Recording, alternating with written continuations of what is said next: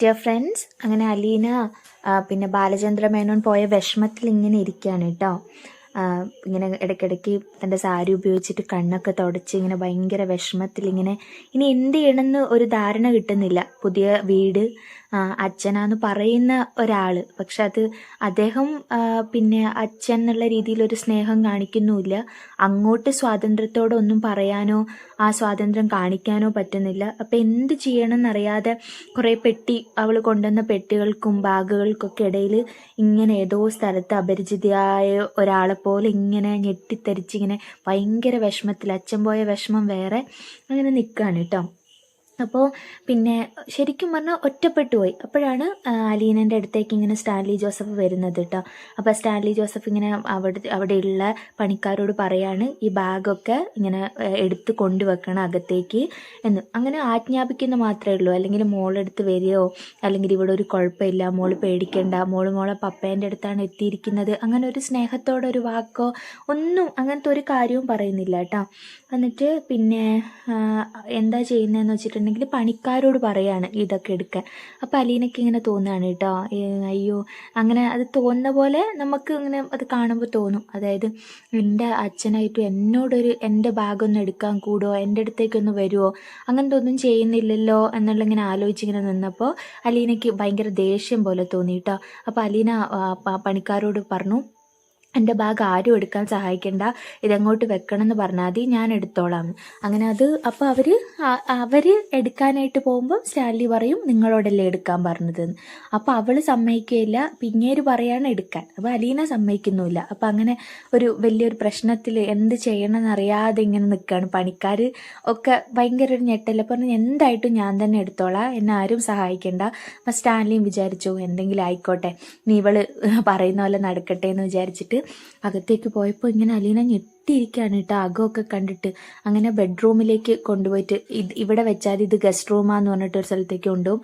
ഭയങ്കരമായിട്ട് അലങ്കരിച്ചിട്ടുള്ള ഒരു റൂമിലേക്കാണ് അലീനേനെ കൊണ്ടുപോകുന്നത് കേട്ടോ. അപ്പോൾ ഭയങ്കര എന്താ പറയണ്ടേ, ഒരു അതായത് ജോലിക്കാരിയെല്ലാം മോളാന്നൊക്കെ മനസ്സിലായി. പക്ഷെ തനിക്ക് വേണ്ടി ഇത്രയൊക്കെ പ്രിപ്പറേഷൻ എടുത്തിരുന്ന എന്ന് ഓർക്കുമ്പോൾ അവൾക്ക് ഭയങ്കരമായിട്ട് സന്തോഷമായി കേട്ടോ. എന്നിട്ടിങ്ങനെ എന്താണ് ആൻ്റപ്പൻ പെട്ടിയൊക്കെ എടുക്കാൻ നോക്കിയപ്പോൾ അലീന സമ്മതിക്കുന്നില്ല. അവളെ തന്നെയാണ് എടുത്തിട്ട് പോയിട്ട് റൂമിലൊക്കെ കൊണ്ടുവച്ച് ഇങ്ങനെ റൂമിൽ ഇങ്ങനെ ഒറ്റയ്ക്കിരുന്നിട്ട് ഇങ്ങനെ ആലോചിക്കുകയാണ് പോയ കാര്യങ്ങളൊക്കെ. അയ്യോ ഞാൻ എന്തൊരു സന്തോഷത്തിൽ, വേറെ ഒരു ചിന്തിച്ച് നോക്കിയിട്ടുണ്ടെങ്കിൽ ദുഃഖം ഒരു വശത്തുണ്ടെങ്കിലും തൻ്റെ അനിയത്തിമാരോടും അച്ഛനോടൊക്കെ ഒത്ത് ഭയങ്കര സന്തോഷത്തിലിരുന്നൊരു സമയത്ത് അച്ഛൻ എന്ന് പറയുന്ന ഒരാളടുത്തേക്ക് വന്നതാണ്. പക്ഷെ ഇവിടുന്ന് എനിക്കൊരു സ്നേഹമോ ഒരു സന്തോഷമൊന്നും കിട്ടുന്നില്ല. ഭയങ്കരമായിട്ട് അലങ്കരിച്ച റൂമാണ് കേട്ടോ. ഹാളിലേക്കൊക്കെ പോകുമ്പോൾ തന്നെ പല പല മാറ്റങ്ങളും കണ്ടു. തൻ്റെ ബെഡ്റൂമിലേക്ക് വന്നപ്പോഴാണെങ്കിൽ എല്ലാ സൗകര്യവും ഉള്ളൊരു വീട്, അതായത് ഫോം ഫെഡും ഫാനും AC-യും TV-യും സോഫയും അലമാരയും മേശയും സെറ്റിയും വാർഡ്രോബും അങ്ങനെ വേണ്ട എല്ലാ കാര്യങ്ങളും ഉള്ള റൂം. അപ്പോൾ എൻ്റെ ഒപ്പം പറഞ്ഞു ഇത് ഗസ്റ്റ് റൂമാന്നൊക്കെ പറഞ്ഞ് അവിടെ അലീനനെ ആക്കിയിട്ട് പോയി കേട്ടോ. അപ്പോൾ അലീന ഇങ്ങനെ വിഷമിച്ച് നിൽക്കുകയാണ് അവിടെ. എന്നിട്ട് ശരിക്കും പറഞ്ഞാൽ തൻ്റെ അച്ഛനെ പോലെയുള്ള ഒരാൾ, അതായത് ബാലചന്ദ്ര മേനോനെ പോലെയുള്ള ഒരാളെ സ്വന്തം അച്ഛനായിട്ട് പോലും തനിക്ക് കിട്ടിയില്ലല്ലോ എന്നാണ്. അങ്ങനൊരു പട്ടാളക്കാരനായതുകൊണ്ടായിരിക്കും അത്ര ഒരു സ്നേഹപ്രകടനം ഇല്ലല്ലോ. അപ്പം ആ ഒരു വിഷമത്തിലാണ് അവളുള്ളത് കേട്ടോ. പിന്നെ സ്റ്റാൻലി അങ്ങോട്ട് വരികയാണ് റൂമിലേക്ക്. അപ്പോൾ പറഞ്ഞു, എന്നിട്ട് അയാൾ അലീനോട് ചോദിക്കുകയാണ് റൂം അറേഞ്ച്മെൻ്റൊക്കെ എങ്ങനെയുണ്ട്, നിനക്ക് ഇഷ്ടപ്പെട്ടോ എന്ന് ചോദിക്കുകയാണ്. അപ്പം അലീന പറഞ്ഞു ഗസ്റ്റ് റൂം അല്ലേ, അപ്പോൾ അതിങ്ങനെയൊക്കെ തന്നെ വേണ്ടേ എന്നുള്ള രീതിയിൽ. അപ്പോൾ ഇഷ്ടപ്പെട്ടോ എന്ന് ചോദിക്കുമ്പോൾ പറയാണ് എനിക്ക് ഒരു ചെറിയ റൂം മതി, ഒരു കട്ടിലും തലേണയും മാത്രമുള്ള ഒരു റൂം മതി, ഞാൻ അങ്ങനെ ഒരു റൂമിലാണ് താമസിച്ചുകൊണ്ടിരുന്നത്, അങ്ങനെ ഒരു റൂം മതി എന്ന് പറഞ്ഞു. അപ്പോൾ സ്റ്റാൻലി പറയാണ് ഇതാണ് ഇവിടുത്തെ ഏറ്റവും ചെറിയ മുറി, ഇത് അലീനയ്ക്ക് ഉപയോഗിക്കാമെന്ന് പറയാണ് കേട്ടോ. അപ്പം പിന്നെ എന്നിട്ട് സ്റ്റാൻലി പിന്നെ മറ്റു ജോലിക്കാരോടൊക്കെ പറയാണ് അലീനയെ കൂട്ടിക്കൊണ്ട് പോയിട്ട് എല്ലാ സംഭവങ്ങളും ഇവിടുത്തെ വീടും പരിസരവും ഒക്കെ കാണിച്ചു കൊടുക്കണം. ഇപ്പം കുട്ടീനെ എന്ന് പറഞ്ഞപ്പോൾ അലീനയ്ക്ക് എന്തോ പോലെ തോന്നുകയാണ് കേട്ടോ. കുട്ടീനെയോ ആ ഒരു രീതിയിലാണേ.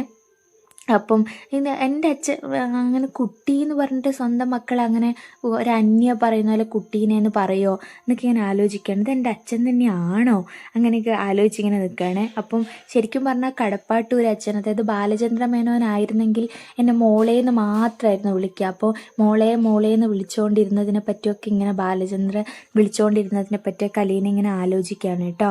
അപ്പോൾ പറഞ്ഞു എന്നിട്ട് അപ്പോൾ എല്ലാം ഈ കുട്ടി ആരാന്ന് ഈ ജോലിക്കാർക്ക് ഒരു ഐഡിയയും കിട്ടുന്നില്ല.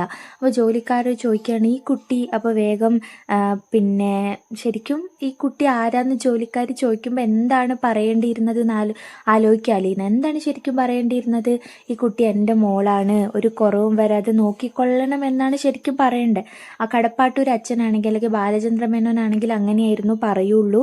പക്ഷേ പിന്നെ ഈ അച്ഛൻ അങ്ങനെയൊന്നല്ല പറഞ്ഞത് എന്നൊക്കെ ഇവളിങ്ങനെ വിഷമത്തോടെ ആലോചിക്കുകയാണ്. എന്നിട്ട് അവിടുന്ന് ഡ്രസ്സൊക്കെ മാറി എന്നിട്ട് അലീന എല്ലാ ഡ്രസ്സും സംഭവങ്ങളൊക്കെ എടുത്തിട്ടുണ്ട് കേട്ടോ. എല്ലാം നോക്കിയും കണ്ടും അച്ഛനും അനിയത്തിമാരൊക്കെ ചേർന്ന് തനിക്ക് ചെയ്തു തന്നിട്ടുണ്ടെന്നല്ലോ എന്ന് ഭയങ്കര സന്തോഷത്തിൽ ആലോചിച്ച ഡ്രസ്സൊക്കെ വാങ്ങി. ശരിക്കും പറഞ്ഞിട്ടുണ്ടെങ്കിൽ അവിടെയും കുറച്ച് ഡ്രസ്സസൊക്കെ കരുതിയിട്ടുണ്ട്. അപ്പോൾ വാർഡ്രോബ് തുറന്നപ്പോൾ അവൾക്ക് അങ്ങനെ കുറേ ഡ്രസ്സൊക്കെ കിട്ടിയിട്ടോ. അങ്ങനെ അവള് പിന്നെ ചുരിദാറൊക്കെ എടുത്തിട്ടു, താൻ വന്ന സാരിയൊക്കെ മാറ്റി ചുരിദാറൊക്കെ പിന്നെ ഇട്ടു. എന്നിട്ട് റൂം തുറന്നു നോക്കിയപ്പോൾ ഭയങ്കര ഇതുവരെ കാണാത്ത രീതിയിലുള്ള വിശാലമായ ബാത്റൂമും ഭയങ്കര സൗകര്യമുള്ളൊരു വീട്ടിലേക്ക് എത്തിപ്പെട്ടതുപോലെ കേട്ടോ.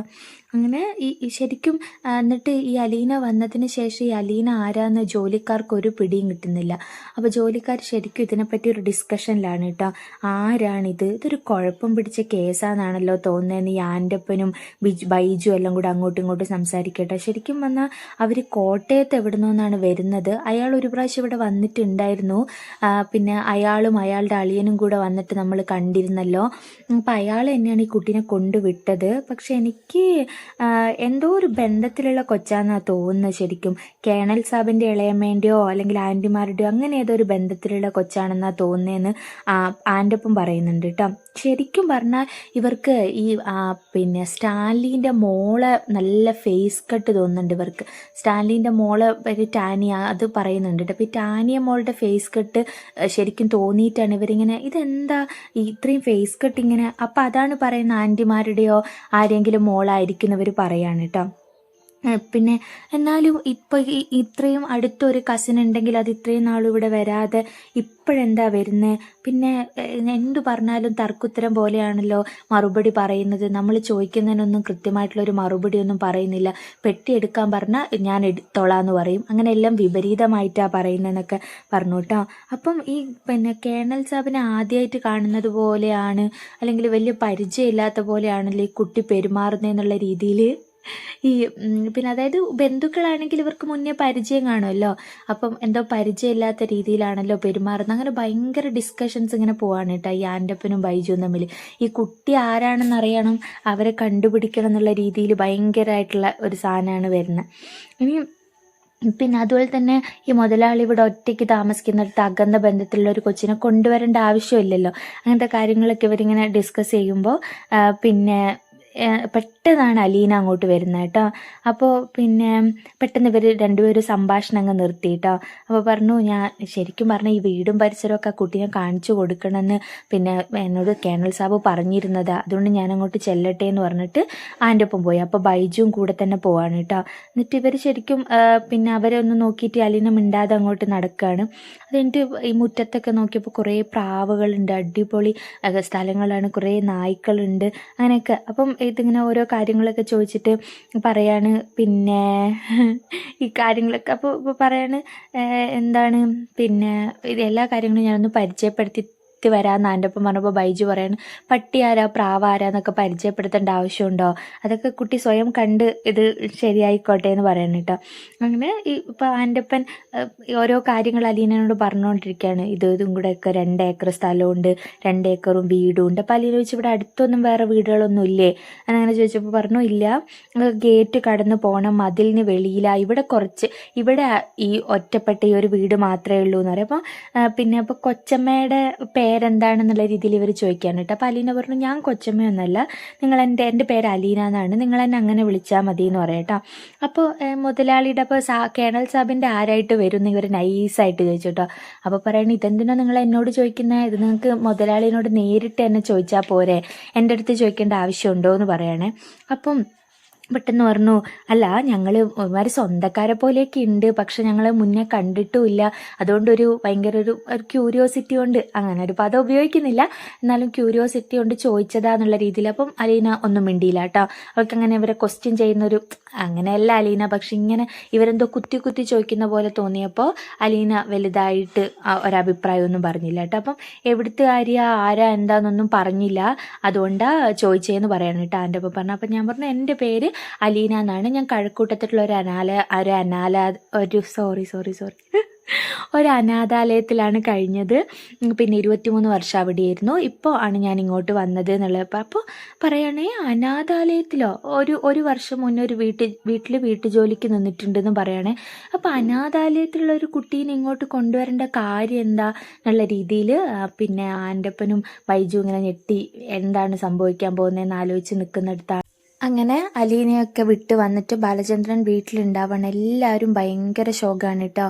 ആരും ആരോടും സംസാരിക്കുന്നില്ല. ബബിതയാണെങ്കിൽ കരഞ്ഞു ഭയങ്കര. ഏറ്റവും കൂടുതൽ വിഷമം ബബിതയ്ക്കാണ് കേട്ടോ. ബബിത ശരിക്കും അലീന പോയപ്പോൾ ഒന്ന് യാത്ര പറയാൻ പോലും വന്നില്ല, അത്രയ്ക്കും ഭയങ്കര സാഡിൽ ഇങ്ങനെ റൂമിൽ അടച്ചിരിക്കുകയായിരുന്നു കേട്ടോ. അപ്പം അങ്ങനെ വീട്ടിലേക്ക് തിരിച്ചെത്തിയപ്പോൾ ഭയങ്കര ശോകമുഖമായ അന്തരീക്ഷമാണ്. ആക്ച്വലി മനു അവിടെ ഉണ്ട്, പിന്നെ മനുവും കൂടി ഇല്ലായിരുന്നെങ്കിൽ ഭയങ്കര ശോകമായി പോകുമായിരുന്നു. അങ്ങനെ മനു എല്ലാവരും ചില്ല് ചെയ്യാനും എല്ലാവരെയും ഹാപ്പി ആക്കാനൊക്കെ നോക്കുന്നുണ്ട് കേട്ടോ. ശരിക്കും പറയാണ് എൻ്റെ ശക്തി പോയില്ലേ, എൻ്റെ ഊന്നുവടി പോയില്ലേ, എൻ്റെ ധൈര്യമായിരുന്നു അവൾ എന്നുള്ള ഭയങ്കര സങ്കടത്തിലാണ് ബാലചന്ദ്രമേനോൻ. അതുപോലെ തന്നെ വീട്ടിലെല്ലാവരും അങ്ങനെ തന്നെയാണ്. അപ്പോൾ പറഞ്ഞു പിന്നെ ഇപ്പോൾ എന്താണ് ശരിക്കും ഇവിടെ ഭയങ്കര ശൂന്യമായിട്ട് തോന്നുകയാണ്. അപ്പോൾ ബാലേന്ദ്രൻ പറയാണ് മനുവിനോട് ചോദിക്കുകയാണ് ഇനി താൻ ഇവിടെ ഇനി വരുമോ, മനു ഇനി ഇങ്ങോട്ട് വരുമോ എന്ന് ചോദിക്കുകയാണ്. അപ്പോൾ അങ്കിൾ എന്താ അങ്ങനെ ചോദിച്ചതെന്ന് വെച്ചാൽ പറയാണ് അല്ല ശരിക്കും നീ ഞങ്ങളെ കാണാൻ വേണ്ടിയിട്ടാണോ ഇങ്ങോട്ട് വന്നുകൊണ്ടിരുന്നത്, പിന്നെ ശരിക്കും നിനക്ക് കാണേണ്ട ആൾ പോയില്ലേ എന്നുള്ള രീതിയിൽ പറയാണ് കേട്ടോ. അപ്പം ശരിക്കും മനു ഇങ്ങനെ ആലോചിക്കുകയാണ്. മനു ഇങ്ങനെ ശരിക്കും അല്ലേ ഞാൻ എന്തിനു വേണ്ടി ഇവിടെ വന്നുകൊണ്ടിരുന്നത്, ഇനി ഞാൻ ഇവിടെ വരേണ്ട ആവശ്യമില്ലല്ലോ എന്ന് മനുവും ചിന്തിക്കുകയാണ് കേട്ടോ. എല്ലാവർക്കും ഭയങ്കര വിഷമമാണ്. എനിക്ക് പിന്നെ ശരിക്കും പറഞ്ഞിട്ടുണ്ടെങ്കിൽ എന്താണ് പിന്നെ എവിടെ പോയാലും അലീന ചേച്ചി അവസാനം ഇങ്ങോട്ട് തന്നെ വരുമോ മനുവേട്ടാന്ന് ചോദിക്കാൻ കേട്ടോ കൃഷ്ണജ. അപ്പോൾ പറഞ്ഞു പിന്നെ അപ്പം ശരിക്കും പറഞ്ഞാൽ കൃഷ്ണയ്ക്ക് അറിയാമെന്ന് കൃഷ്ണയും മനുവും കൂടെ അങ്ങോട്ടും ഇങ്ങോട്ടും നോക്കുകയാണ്. കാരണം ഇവർക്ക് രണ്ടാൾക്ക് മാത്രമേ ഇതറിയൂ. അപ്പോൾ അവരിങ്ങനെ ആലോചിക്കുകയാണ് ഇനി ഇപ്പം എവിടെയൊക്കെ അലീന ചേച്ചി പോയിട്ടുണ്ടെങ്കിലും അവസാനം ഈ സ്വന്തം വീട്ടിലേക്ക് തിരിച്ചെത്തും എന്ന് രണ്ടുപേരും കൂടെ ഇങ്ങനെ ഇങ്ങനെ എന്താണ് അവരെ കണ്ണിൽ തന്നെ അവരെ നോട്ടത്തിൽ തന്നെ അത് നമുക്കറിയാൻ പറ്റും കേട്ടോ. പിന്നെ കാറിൻ്റെ ശരിക്കും പറഞ്ഞാൽ ബാലചന്ദ്രമേനോൻ പിന്നെ വന്നിട്ട് കുറച്ച് നേരമായി. അപ്പോൾ ശരിക്കും ഇത് അലീനെ എവിടെയാണ് കൊണ്ടുവിട്ടത്, പിന്നെ ഏതാ സ്ഥലം എന്നൊരു കാര്യങ്ങളൊക്കെ ഇവരിങ്ങനെ ഭയങ്കര ആൻഷ്യസ് ആയിട്ട് ചോദിച്ചുകൊണ്ടിരിക്കുക കേട്ടോ. രോഹിത്തിനും കൃഷ്ണജയ്ക്കും എല്ലാവർക്കും അറിയണം എവിടെയാണ് അലീന, എവിടെയാ കൊണ്ടാക്കിയത് എന്നൊക്കെ. അപ്പം കുളത്തുപുഴ എന്നൊരു സ്ഥലത്താണ് എന്നുള്ള കാര്യങ്ങൾ അറിയാം, പക്ഷെ എങ്ങനെ സേഫ് ആയിരുന്നോ, ചേച്ചിയോടെ ഹാപ്പി ആണോ എന്നൊക്കെ പറഞ്ഞു. അപ്പോൾ വേഗം ഇയാൾ പറഞ്ഞു അവിടെ പിന്നെ ചേച്ചിക്ക് വലിയ പ്രത്യേകിച്ച് ജോലിയൊന്നുമില്ല, അവിടെ ഒരു റബ്ബർ കമ്പനിയിൽ റിസപ്ഷനിസ്റ്റ് ആയിട്ടാണ് ജോലി ചെയ്യുന്നത്, അതാണ് ചേച്ചീൻ്റെ ജോലി എന്ന് പറഞ്ഞു. അപ്പോൾ എല്ലാവരും കൂടെ ചോദിച്ചു അലീന ചേച്ചിക്ക് അവിടെ ഇഷ്ടപ്പെട്ടോ, പിന്നെ ഇവിടെ ഇഷ്ടപ്പെട്ടിട്ടാണോ, അല്ലെങ്കിൽ ശരിക്കും അവൾക്ക് ഇവിടുന്ന് പോകാൻ ഒരു ഇഷ്ടം ഉണ്ടായിരുന്നില്ലല്ലോ, വേറെ നിവർത്തിയൊന്നും ഇല്ലാത്തപ്പോൾ അവൾ പോയതാണെന്നാണ്. അപ്പോൾ രോഹിത് പറഞ്ഞു അച്ഛൻ തിരിച്ചു വന്നപ്പോൾ ചേച്ചിക്ക് ഭയങ്കര വിഷമമായിരുന്നോ, ചേച്ചി ഭയങ്കരമായിട്ട് കരഞ്ഞോ എന്നൊക്കെ ചോദിക്കുകയാണ് കേട്ടോ. അപ്പോൾ പറഞ്ഞു പിന്നെ വിഷമം ഇല്ലാണ്ടിരിക്കോ, ഭയങ്കര കരച്ചിലായിരുന്നു, ഞാൻ പിന്നെ എന്താണ് നന്നായിട്ട് അവളെ ആശ്വസിപ്പിച്ചു, എല്ലാ കാര്യങ്ങളും ശരിയാവും, ഞാൻ ഇടയ്ക്കൊക്കെ വന്ന് കണ്ടോളാം എന്നൊക്കെ പറഞ്ഞ് ആശ്വസിപ്പിച്ചിട്ടാണ് വന്നത്, ഭയങ്കര കരച്ചിലായിരുന്നു, ഒരുവിധം സമാധാനിപ്പിച്ച് നിർത്തിയതാന്ന് ബാലചന്ദ്രമേനോൻ പറയാണ് കേട്ടോ രോഹിത്തിനോട്.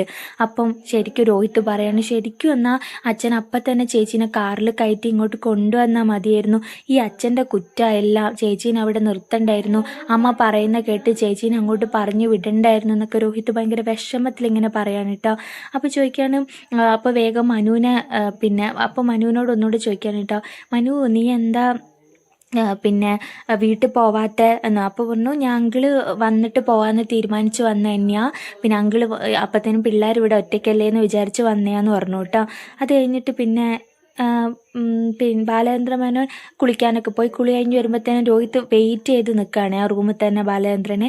അപ്പോൾ ബാലചന്ദ്രൻ ചോദിച്ചു രോഹിത്തിനോട്, നീ എന്താ എന്നെ കാത്ത് നിൽക്കുകയാണോ അവിടെ എന്ന് ചോദിച്ചു കേട്ടോ. അപ്പോൾ പറഞ്ഞു അത്താഴം കഴിക്കണ്ടേ, അത് വിളമ്പിക്കൊണ്ടിരിക്കുന്നു എന്ന് പറഞ്ഞു.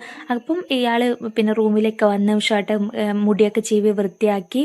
അപ്പം പിന്നെ മനു ചോദിക്കുകയാണ്, പിന്നെ അങ്കിളിന് വിഷമമൊന്നുമില്ലേ അലീനെ അവിടെ കൊണ്ട് വന്ന് വിട്ടിട്ട്, അങ്കിളിൻ്റെ മുഖത്ത് വലിയ വിഷമമൊന്നും കാണുന്നില്ലല്ലോ എന്നിട്ടോ. അപ്പോൾ ശരിക്കും മനുവിനാണ് ഭയങ്കര വിഷമം. മനു അപ്പം മനുവിന് ഇങ്ങനെ കണ്ണാടിയിൽ കൂടെ ബാലചന്ദ്രൻ നോക്കുകയാണ് കേട്ടോ. പറഞ്ഞു, വിഷമിക്കേണ്ട കാര്യമൊന്നുമില്ലല്ലോ, ഞാൻ അവളെ അവിടെ ഉപേക്ഷിച്ചിട്ടില്ല. ഇല്ല, നീ അവളെ ഉപേക്ഷിച്ചോ എന്ന് ചോദിക്കാൻ കേട്ടോ, ഇങ്ങനെ ഒരു ചിരിയോടെ ബാലചന്ദ്രൻ. അപ്പോൾ പറയണത്, അതല്ലെങ്കിലേ നമ്മളെ നോട്ടവും കരുതലും അവളെ ഡയറക്റ്റായിട്ട് നമ്മൾ എപ്പോഴും ഇവിടുന്ന് കാണുന്ന പോലെ അവളെ കാണുന്നില്ലല്ലോ. അപ്പം അത് നമ്മളെ നോട്ടവും കരുതലൊന്നും എത്താത്തൊരു സ്ഥലത്തല്ലേ അവൾ ഉള്ളത്, അതാണ്. അപ്പോൾ വേഗം മനുവിനോട് ബാലചന്ദ്രൻ പറഞ്ഞു, പേടിക്കേണ്ട കാര്യമൊന്നുമില്ലടാ, അവൾ സേഫാണ്. അങ്കിൾ എന്തിനാ എൻ്റെ അടുത്ത് മറയ്ക്കുന്നത്? കൃത്യമായിട്ട് എനിക്കറിയാം അവളെ അച്ഛൻ്റെ അടുത്താണ് കൊണ്ടാക്കിയത് എന്നുള്ള കാര്യങ്ങളൊക്കെ എനിക്കറിയാം. പക്ഷെ കൂടുതലായിട്ട് എന്തിനാ പറയാൻ എൻ്റെ അടുത്തൊരു മടി? കൂടുതൽ കാര്യങ്ങളൊന്നും അങ്കിൾ വിട്ടു പറയുന്നില്ലല്ലോ എന്ന് പറയുന്നു. അപ്പോൾ വേഗം ബാലചന്ദ്രൻ പറഞ്ഞു, നീ ആ വാതിൽ ചേർത്തടച്ചിട്ട് വാ, ഞാൻ നിൻ്റെ അടുത്ത് പറയാമെന്ന് പറഞ്ഞിട്ട് മനുവിനോട് പറഞ്ഞിട്ട് മനു വാതിലടച്ചിട്ട് പറഞ്ഞു കേട്ടോ. അപ്പോൾ വേഗം പറഞ്ഞു, നിനക്ക് എന്താ അറിയേണ്ടത്? ശരിക്കും ഞാൻ സ്റ്റാൻലീനെ ഇങ്ങോട്ട് വിളിച്ചിട്ടുണ്ടായിരുന്നു. അവിടെ പോയിട്ട് സ്റ്റാൻലി ജോസഫിനെ കണ്ടു, അദ്ദേഹം ഇവിടെ വന്നിരുന്നു, ഇവിടെ വന്നിട്ട് അലീനെ കണ്ടു. അങ്ങനെ കണ്ടിട്ട് അയാൾക്ക് ശരിക്കും മോളാണെന്ന് തോന്നിയതുകൊണ്ട് മാത്രമാണ് അങ്ങോട്ട് കൊണ്ടുപോയത്. അങ്ങോട്ട് കൊണ്ടുപോയത് അയാളുടെ പൂർണ്ണ സമ്മതത്തോടെയാണ്. ഫാമിലി